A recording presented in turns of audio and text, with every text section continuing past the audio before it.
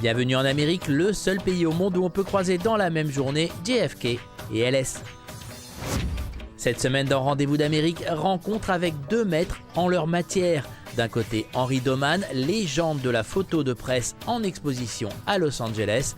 De l'autre, le roi de la musique de film, Lalo Schifrin, remis au goût du jour par un de ses plus grands fans français. Mais d'abord, les news.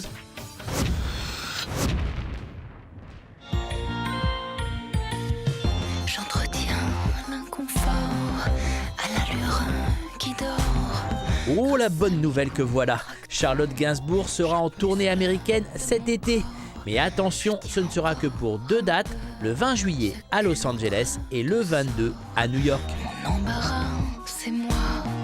Même si elle habite une grande partie de l'année à New York, les concerts américains de Charlotte sont plus que rares. Jetez-vous donc dès maintenant sur les tickets, ils devraient partir très très vite.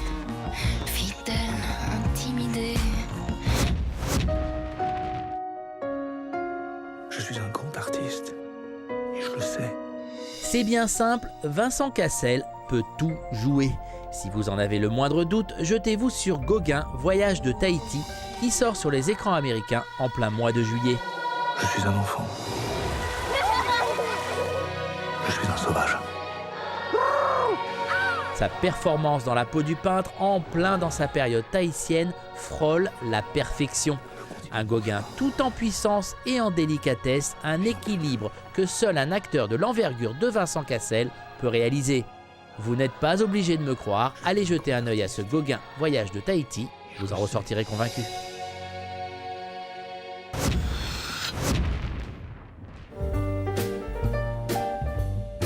C'était il y a quelques jours à la galerie Projects à Los Angeles. L'exposition qui s'y tenait montrait plus que quelques œuvres d'un maître de la photo de presse. L'exposition Looking Up montrait tout simplement 60 ans d'Amérique. Le photographe français Henri Doman est arrivé aux États-Unis en 1952. Il n'a depuis cessé de montrer une Amérique avec un regard fasciné et toujours fascinant. Un regard qui a réussi à garder son petit accent Frenchy. Mes photos racontent l'histoire des États-Unis. Mais mes yeux sont français et ma pensée était française, malgré que j'étais très jeune quand je suis venu aux États-Unis. Je n'ai jamais pensé que la photo était un art. Je pensais que nous étions des artisans qui travaillaient pour remplir les pages d'un journal ou d'un magazine. Des pages et des couvertures aussi. Doman a réalisé quelques-unes des photos de couverture de magazines comme Newsweek, Time ou Life. Des photos que l'on retrouvait dans l'exposition, mais pas seulement. Je n'ai pas choisi les photos vraiment. C'est la galeriste ici qui a choisi et essayé de condenser mon histoire avec 66 photos, ce qui n'est pas facile. Raconter le XXe siècle en 66 photos. Et j'étais très surpris quand nous avons fait le même genre d'exposition à Paris, au Palais d'Iéna, en 2014, où nous avions exposé 230 photos et je voyais des gens sortir de l'exposition en larmes. Et pour la première fois, je voyais le public réagir à mes photos. Ça a été un grand choc. Je suis surpris de voir que les photos ont toujours la même force que sur les pages d'un magazine. Et ça, c'est très important pour moi.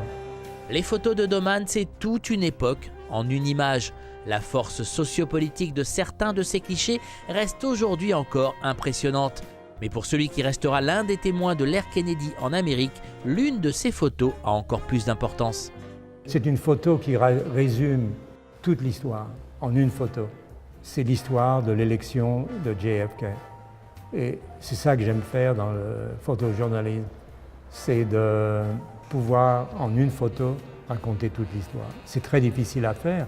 Un collègue à Life, John Mealy, il dit « Écoute, si tu arrives à faire 10 belles et grandes photos dans ta carrière, tu as réussi. » Alors, je compte les photos et je regarde si j'ai fait 10 belles photos, 10 grandes photos. Donc, si ces 10 photos sont importantes, j'ai réussi dans ma carrière à l'âge de 85 ans. Et je suis ravi d'être toujours ici pour pouvoir vous raconter cette histoire. Henri Doman, témoin de l'histoire et des histoires de l'Amérique.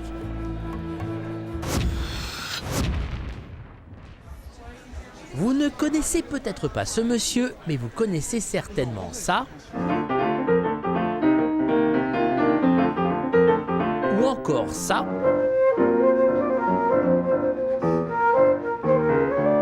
Et c'est sûr, au moins ça.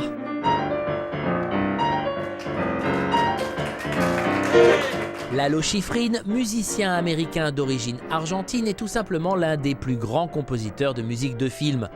Il est l'auteur des bandes-sons de Mission Impossible, Bullitt, L'Inspecteur Harry, Luc la main froide ou encore de la série Manix. Une fabuleuse carrière qui lui vaut l'admiration de fans du monde entier, dont le français Jean-Michel Bernard. Bernard est lui aussi une figure de la musique de film, surtout en France, où il a travaillé avec des réalisateurs comme Claude Chabrol, Étienne Chatiliez ou Michel Gondry. Il est aussi un pianiste classique et de jazz reconnu et surtout un immense admirateur de Lalo Schifrin. Pourquoi Lalo? Parce que je l'aime depuis que je suis tout petit. C'est-à-dire que je l'aime depuis que j'ai regardé Manix, en fait. Quand j'étais à la télé, j'ai regardé ça. J'adorais la musique de Manix. Le générique, c'était vraiment quelque chose qui...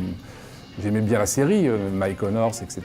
Mais c'est vrai, ce que j'aimais, c'était la musique. Et notamment la partie du milieu, ce qu'on appelle le pont, en fait.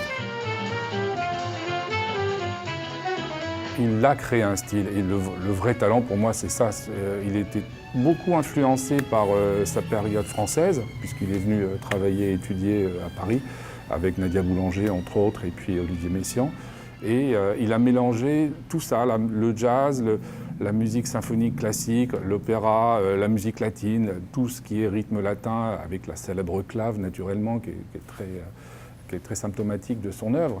Et il a fait une espèce de mélange, il a mis tout ça dans un espèce de petit saladier, il a remué, et puis ça a donné Lalo Schifrin, et on sait en 5 secondes que c'est Lalo Schifrin quand on l'écoute. Le destin des deux hommes s'est croisé un soir de concert au Festival de la Bolle, où les deux musiciens ont joué ensemble. Le début d'une longue histoire pour Bernard qui ira jusqu'à enregistrer un album. Jean-Michel Bernard joue Lalo Schifrin, du Schifrin, mais à la sauce Bernard. Tout est là-dedans.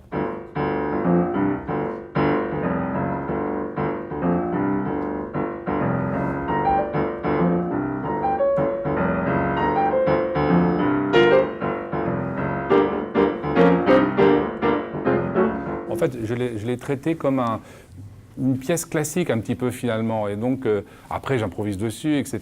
Mais je le joue comme un pianiste classique, pas comme un pianiste, je dirais, enfin, c'est pas péjoratif, de variété, par exemple, qui va le jouer un peu en force, on va dire. Voilà. Donc, en fait, j'essaie de retranscrire un peu mon côté pianiste classique, puisque je suis fabriqué de base au conservatoire, et avec le mélange, évidemment, toujours du jazz. Il y a quelques semaines, Jean-Michel Bernard était à Los Angeles et il a organisé un petit concert très privé dans la salle des Piano Steinways à Beverly Hills. Un concert en présence du maître venu écouter ses compositions interprétées par le pianiste français. Une petite heure de délice pour tout amateur de musique de film ou de musique tout court.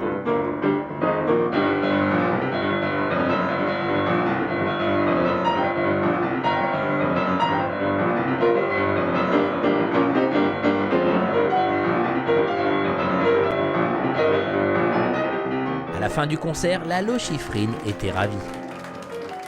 Moi, j'aime beaucoup la façon qu'il joue. Je me sens son frère, dans l'âme. Il est son frère dans l'âme. Votre musique, comment vous expliquez qu'elle soit aussi éternelle quasiment? Parce que je n'écris pas pour le passé, j'écris pour le futur, l'avenir. Mais j'espère que tout le monde aime ma musique. Je vais partager mes idées avec les gens en général. Il y avait tellement d'amour dans cette pièce et tellement de gens que j'aime et qui aiment Lalo et que voilà, c'est formidable. Et maintenant, on va aller célébrer ça avec la cérémonie de remise de médaille de la SACEM au consulat. Et là, c'est une soirée de rêve. Voilà. Une soirée qui s'est donc terminée à la résidence du consul de France à Los Angeles par une remise de médaille, histoire de prouver, si besoin était, que la musique de Monsieur Lalo Schifrin est dans le cœur des cinéphiles du monde entier. Dans le prochain rendez-vous d'Amérique, la France qui rock.